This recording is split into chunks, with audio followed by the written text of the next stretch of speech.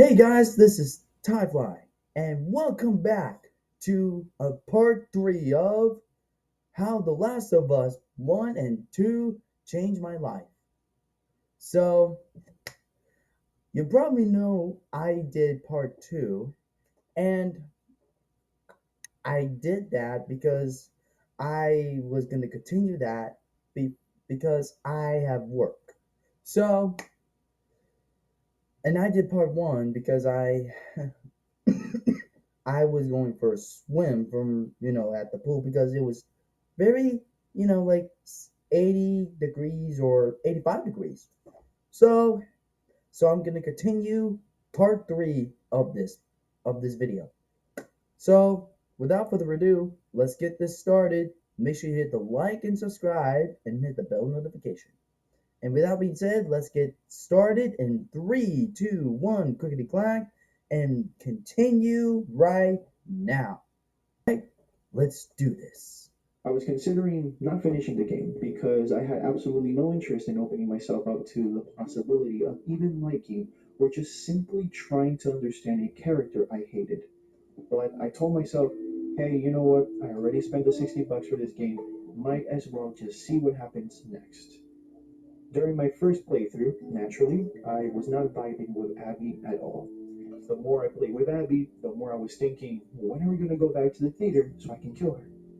But of course, because I am playing as Abby, experiencing her perspective, I become a little bit more sympathetic with her after realizing that the reason why she tortured and killed Joel was because Joel killed her own father, who was the surgeon who was going to try and extract the vaccine by killing Ellie. But I still hated her, of course. I mean, how can you just forget what she did to Joel? She did something cruel to somebody I cared about, so fuck her. It wasn't Oh, until the end of day one when Abby meets Owen in the aquarium that things started to change a little bit. When Abby and Owen are having a conversation about why Owen protected a Seraphite and ended up killing one of his own WOF members, it truly shocked me a little bit in that moment. Owen couldn't kill his own enemy because the Seraphite was an old man that just gave up and claimed to just be done and tired with all this war and this constant killing of each other. He told Owen just to kill him. This showcases one of the first times in this game which we are, as the audience, are exposed to a moment in which two people are actually communicating with each other, leaving their own tribalistic mentalities and tendencies aside, and manage to understand each other as human beings that are just blinded by our own surroundings and those who we choose to associate with. Danny lost his life because he couldn't separate his loyalties and tribalistic mentality for just 1 second and give mercy to a man that just gave up. You can really? see that Abby understands a little bit, but she isn't there yet. She continues to insist to Owen to come back to the WLFs, showcasing that her loyalties are more important to her right now than her own loved ones' mental health and happiness. And because she is acting this way, she tells Owen to grow up when he suggests that he wants to leave the WLF and try to find the remaining Fireflies who might be located in Santa Barbara. And Owen responds with this. Sorry I grew up. You should try it. Oh yeah, how do I do that? Try to find the people that killed my family, cut into them. I could torture them until they're crying, you know? Oh,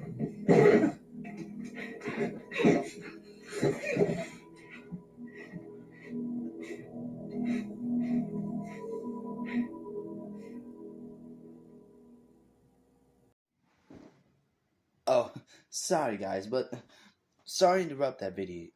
Sorry to interrupt this video, but today's sponsor of this video is Kung Fu Panda 4. So Kung Fu Panda 4 is one of the great movie that I liked.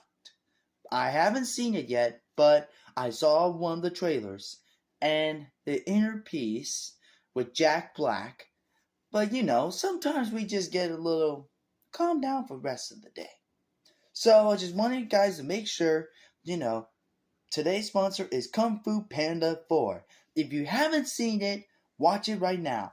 Because I haven't seen it, don't spoil it. Because if you do, spoilers. And and that's all for now. And now let's get to The Last of Us. How you know what I mean? So let's get to the video. Owen called Abby out on her hypocrisy and completely exposed her to the point where she attacks Owen, but quickly realizes he's right. Because of her obsession to find Joel and kill him and actually become successful in doing so, she actually lost everything and gained absolutely nothing. In the process, she didn't make her nightmares go away. She realizes now that she lost the one person she truly loved to another person. She is now more broken and alone than ever, and that Oh, she only has herself to blame for it. She is now empty. Abby starts to grow on me from this moment on. The things Owen told Abby truly cut deep into her heart because the next day she then returns the favor to Yara and Lev by saving them because both Yara and Lev saved Abby from being killed by the Seraphites the night before, even though they are considered enemies with each other. This shows a contrast of the current Abby and the Abby who was filled with obsession and hatred and decided to torture and kill Joel, even though he saved her life and was, of course, the enemy in her eyes. Abby starts to grow as a character, seeking for redemption for what she did. In this process, she learns to understand why Owen did what he did.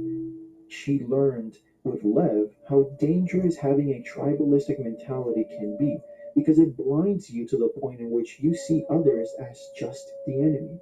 And when that happens, there is less of a chance to actually openly communicate with each other and try to understand each other.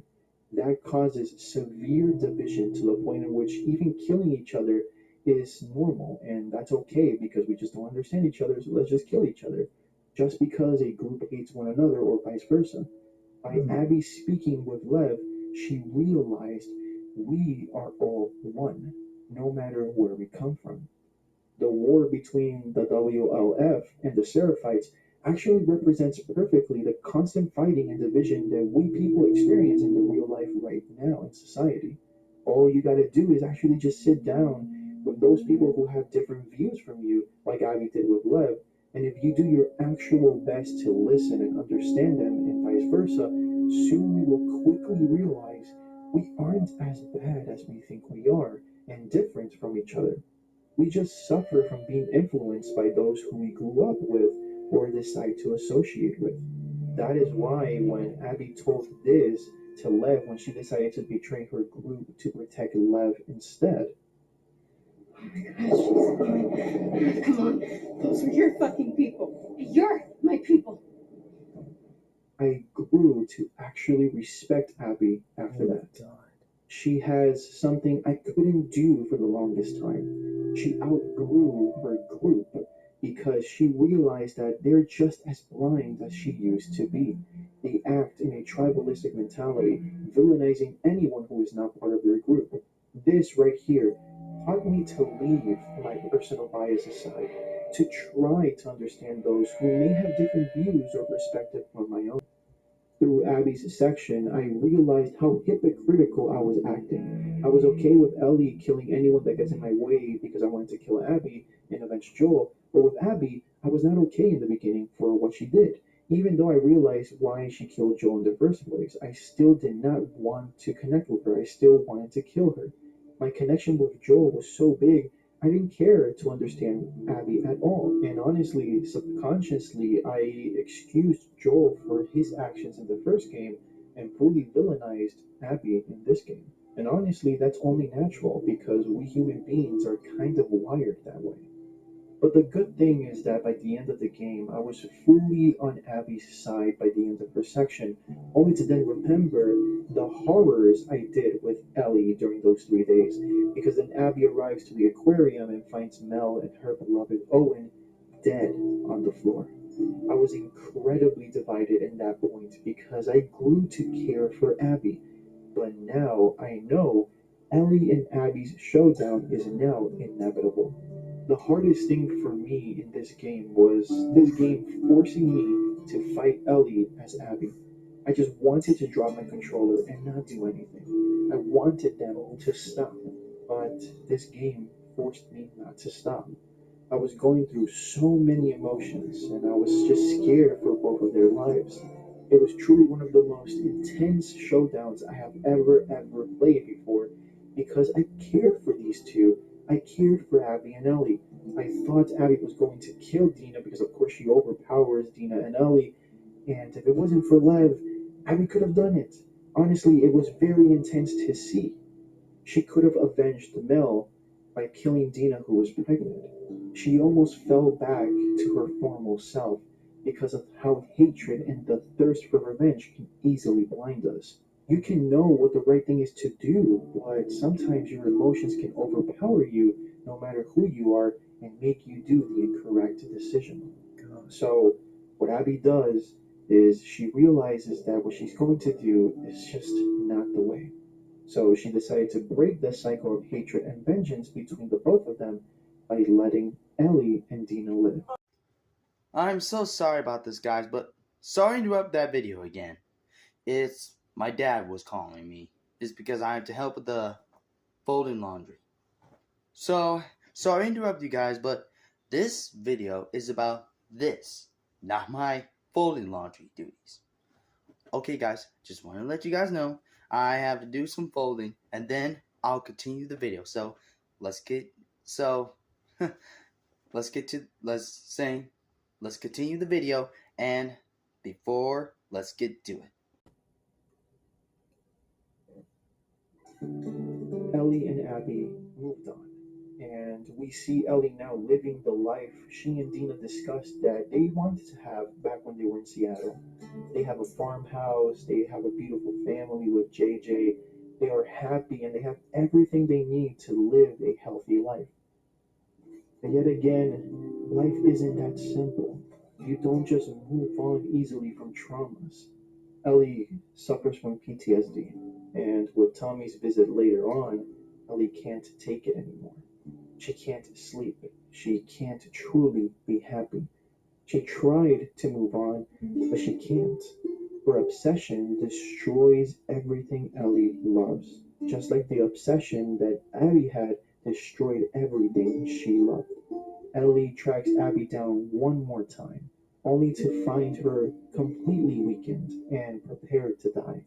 Yes, Ellie seeing her in that condition makes her feel a little bit of sympathy for her and almost lets her go.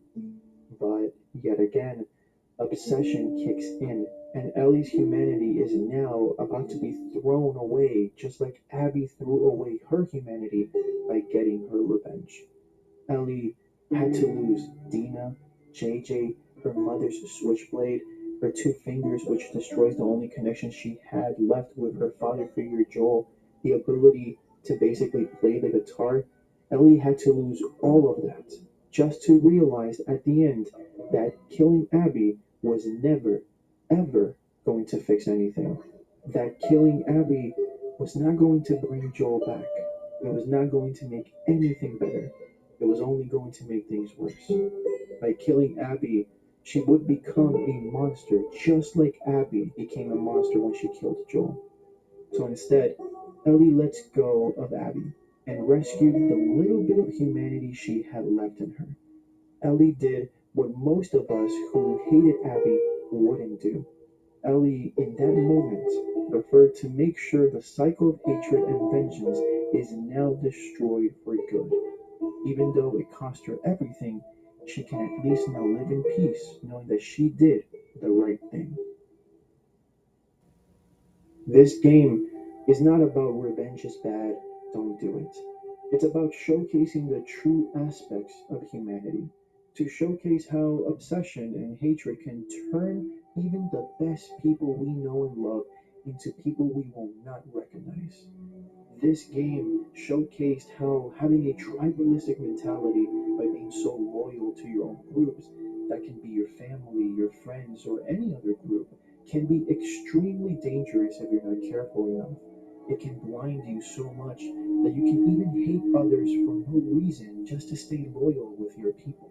By not recognizing this, we can potentially just ignore those who are just trying to communicate with us, and instead we attack them because they have different points of views from us. This game tested my own personal bias to the point in which I can say right now that I feel like a changed man. This game has changed my life to the point where no matter who you are, where you're from, what you believe in, if we can just sit down and have a respectful conversation about our differences and actually become interested in what we view in life and why we are so different from each other, it honestly will be a pleasure to do that because for me at least, I will get the opportunity to learn from everyone and at the same time, it will create unity instead of division. And because of this, I decided to keep doing YouTube and try my hardest to create a community where we can all respect each other, no matter what. No matter if you are conservative, liberal, neutralist, Christian, atheist, whatever. You deserve to be heard. You deserve to be respected. And you deserve to be loved. Subscribe to my channel for more content like this and remember to hit the notification bell to get notified on my future videos. Stay positive, stay safe, endure and survive. And I'll see you guys next time.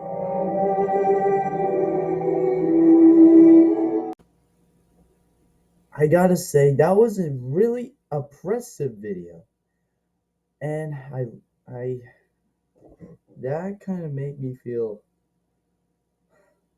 like it made me wanna, like wanna make me wanna pull my tear out or something, but I don't know, but it's just it's just I don't believe it. But that video was good. Oh shoot. So that's it for my react of you know that I did today. If you haven't seen that video yet, check it out, and please do, because I'm doing. I mean, because he did a really good job how he explains about The Last of Us, the first one and the second of the games, because the way he talks about it in the second one, that he doesn't like the second one, because I I don't even like the second one because I don't like how Joel dies. That I don't even like it. It just makes me want to cry.